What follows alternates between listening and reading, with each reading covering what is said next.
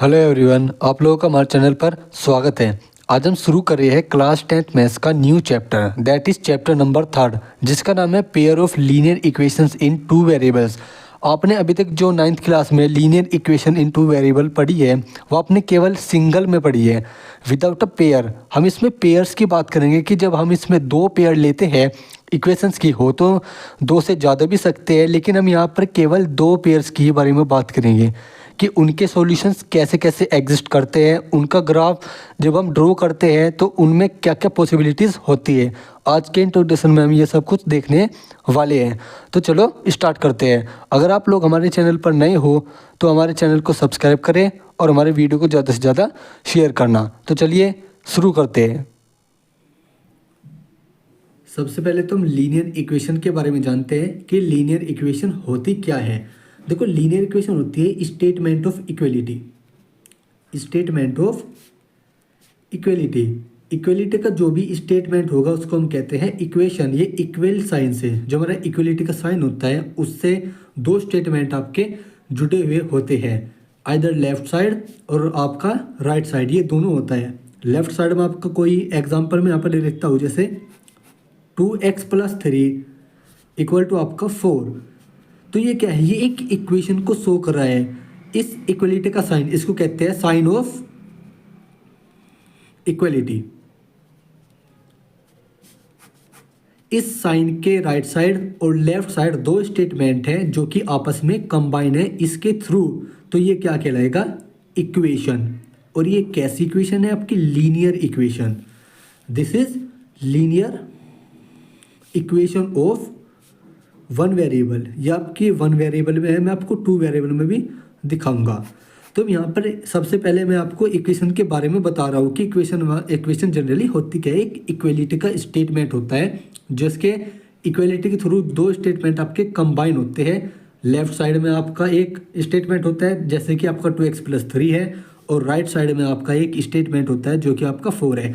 इसका मतलब है कि लेफ्ट साइड को सोल्व करने के बाद राइट साइड के इक्वल आना चाहिए। x की वो वैल्यू जो इसमें पुट करते ही इसको क्या दे दे, 4 दे दे, इसका सॉल्यूशन हमको 4 दे दे, तो ये इक्वेशन क्या हो जाएगी, आपकी सेटिस्फाई हो जाएगी। इसी तरीके से हम यहाँ पर आज के इंट्रोडक्शन में बात करेंगे टू वेरिएबल्स के लिए। तो यहाँ पर linear equation of two variables, तो वो भी क्या होगी, एक इक्वलिटी का स्टेटमेंट होगा। क्या होगा, इक्वलिटी का स्टेटमेंट। ये भी क्या है, स्टेटमेंट ऑफ इक्वलिटी।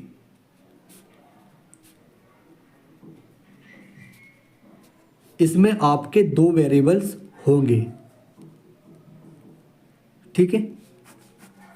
जैसे कि एग्जाम्पल में मैं कहता हूं 4x + 3y + 8 = 0। This is a equation of two variable. Equation of two variable,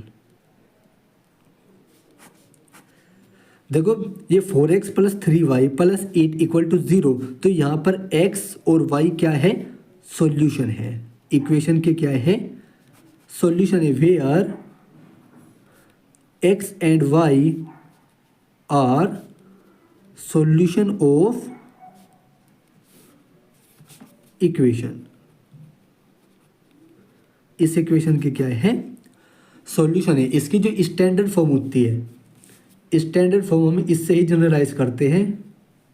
standard form that is ax + by + c = 0। This is standard form of linear equation. Linear equation की standard form है ये। Linear equation की standard form है जहां पर इसमें एक condition है कि a डजंट इक्वल टू 0 और b डजंट इक्वल टू 0।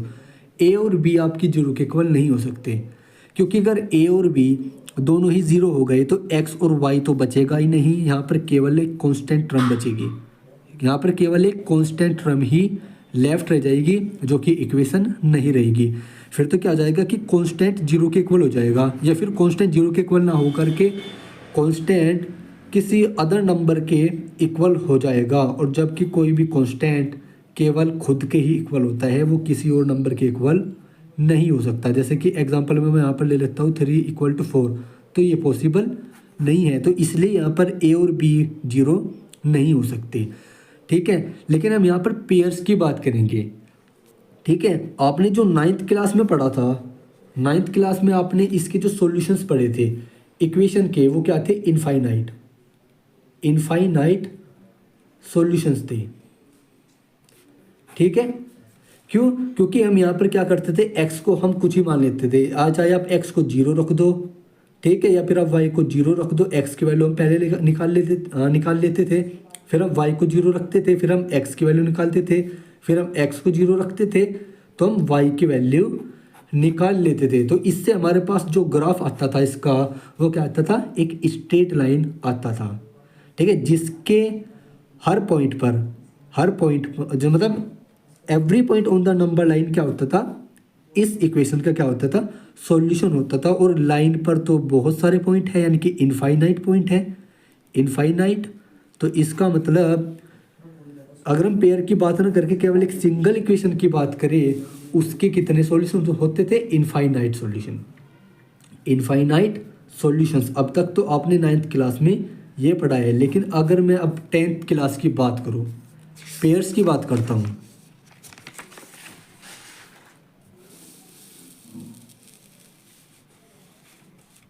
अगर मैं यहाँ पर पेयर्स की बात करूँ, pair of linear equations,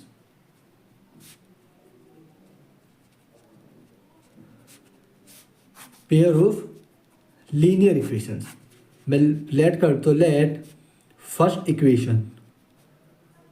equation हमारी है a1x plus b1y plus c equal to 0 and a2x plus b2y plus c, यहाँ पर c1 और यहाँ पर c2 इक्वल टू 0। ये हमारे पास दो इक्वेशन है।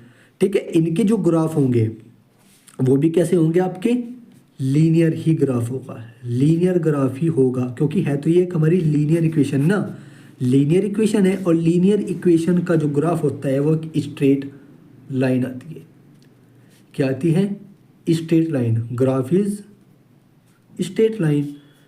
ठीक है, जब हम इसका ग्राफ ड्रॉ करते हैं तो स्ट्रेट लाइन हमको मिलती है। तो जो इनके सॉल्यूशन है, यहाँ पर अलग अलग कंडीशन आ जाती है, क्योंकि जब हमारे पास विदाउट पेयर एक सिंगल इक्वेशन थी तो हमारे पास इन्फिनाइट सॉल्यूशन थे।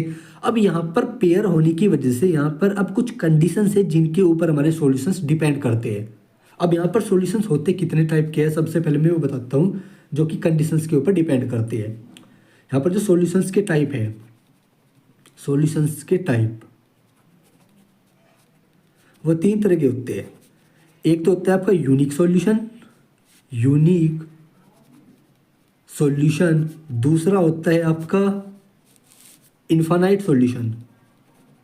आपके इन्फिनाइट सॉल्यूशंस भी हो सकते हैं, यूनिक सॉल्यूशंस भी हो सकते हैं, और एक है नो सॉल्यूशंस, आपको कोई सॉल्यूशन एग्जिस्ट ना करे। लेकिन यहाँ पर ये कुछ कंडीशंस के ऊपर डिपेंड करते हैं, डिपेंड ऑन सम पॉसिबिलिटीज, कुछ पॉसिबिलिटीज़ के ऊपर डिपेंड करते हैं। इनका जो ग्राफ आता है, मैंने अभी पहले भी बताया, ग्राफ आपका हमेशा ही क्या होगा? लीनियर होगा। एज वी रीड, हम क्या पढ़ रहे हैं, या फिर we reading linear equations, about linear equations. हम यहाँ पर लीनियर इक्वेशंस के बारे में ही रीड कर रहे हैं। अब यहाँ पर यूनिक सॉल्यूशन कब होगा? यूनिक सॉल्यूशन कब होगा? जब दो लाइन का जब हम ग्राफ ड्रॉ करते हैं।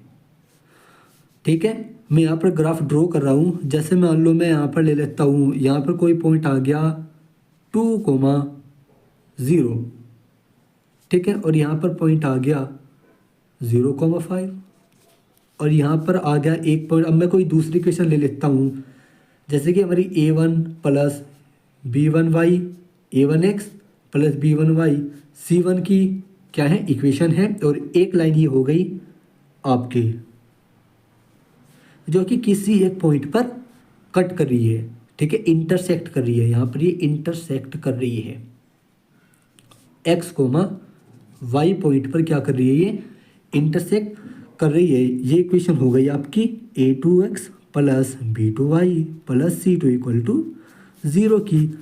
तो यहाँ पर जब यूनिक सॉल्यूशन होगा तो ये दोनों ग्राफ जो होंगे लीनियर इक्वेशंस के पेयर में इंटरसेक्ट करेंगे किसी एक पॉइंट पर, और यहाँ पर एक ही पॉइंट कॉमन होने की वजह से, कॉमन पॉइंट क्या है आपका, यूनिक है, यूनिक कॉमन पॉइंट। तो इसके होने की वजह से इसका जो सॉल्यूशन होगा, ठीक है, due to a unique common point, unique common point solution will be unique. ये आपका ग्राफिकल रिप्रेजेंटेशन है, ग्राफिकली रिप्रेजेंटेशन है। अभी तो हम केवल ग्राफिकली रिप्रेजेंटेशन कर रहे हैं, हम ग्राफिकली इसके सॉल्यूशंस को कैसे फाइंड आउट करते हैं ये हम आपको एक्सरसाइज 3.2 के इंट्रोडक्शन में बताएंगे, ठीक है। वैसे जो x, y है यही आपके क्या होते हैं, सॉल्यूशन, और जहाँ पर ये इंटरसेक्ट करता है यही आपका लीनियर इक्वेशंस का, पेयर ऑफ लीनियर इक्वेशंस का क्या होता है, सॉल्यूशन होता है। x और y क्या होते हैं, आपके सॉल्यूशंस होते हैं जहाँ पर इंटरसेक्ट करते हैं। अब दूसरा आता है कंडीशन इनफाइनाइट, इनफाइनाइट सॉल्यूशंस। जब हम ग्राफ को ड्रॉ करते हैं, ठीक है, ग्राफ को ड्रॉ करते वक्त जब दो लाइन क्या हो जाए, कोइंसाइड हो जाए, दो लाइन आपकी क्या हो जाए, कोइंसाइड हो जाए, इसके ऊपर एक और लाइन मान लो आप जो कि कोइंसाइड हो गई, मतलब मैं इसको कोइंसाइड कर देता हूँ, ठीक है। मान लो ये कोइंसाइड हो गई, एक अपनी तरफ ही एक के ऊपर ओवरलैप हो गई। तो यहाँ पर देखो ओवरलैप होने की वजह से यहाँ पर equation a1x plus b1y plus c1 equal to 0 इसकी भी इक्वेशन है, और यहाँ पर a2x plus b2y plus c2 equal to 0 इसकी भी इक्वेशन है। तो यहाँ पर देखो यहाँ पर कितने कॉमन पॉइंट है, यहाँ पर तो बहुत सारे कॉमन पॉइंट है, यानी कि every point on the number line is a common point for both the equations, both the pair of equations, there is a infinite common points, यानी कि इनफाइनाइट कॉमन पॉइंट है। तो ड्यू टू इनफाइनाइट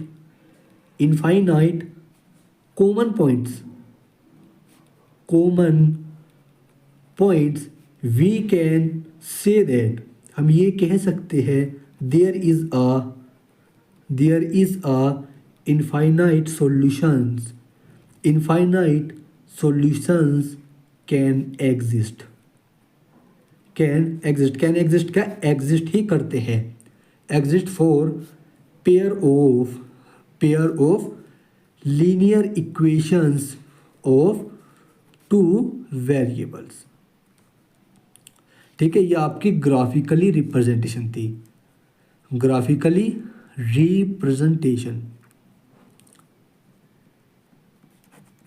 ठीक है। यानी कि जब यहाँ पर सॉल्यूशंस हुए, या तो यूनिक सॉल्यूशन हुआ या फिर आपका इनफाइनाइट सॉल्यूशन हुए, तो यहाँ पर कब हुए इनफाइनाइट सॉल्यूशन और यूनिक सॉल्यूशन, जब वे कम से कम इंटरसेक्ट किए, एक दूसरे को टच किए, तभी हमको यहाँ पर सॉल्यूशंस मिले, यूनिक सॉल्यूशन और इनफाइनाइट सॉल्यूशन। अब बचा हमारे पास नो सॉल्यूशन। अब नो सॉल्यूशन की कंडीशन क्या होगी, एक कंडीशन ही हो सकती है, वो बची अगर वो लाइन इंटरसेक्ट ना करे। और दो लाइन इंटरसेक्ट कब नहीं करती, जब वो क्या हो, पैरेलल हो। आपने 9th क्लास में पढ़ा होगा, जब आपने चैप्टर नंबर 6 पढ़ा होगा लाइंस वाला, ठीक है। तो देखो यहाँ पर third condition for no solution,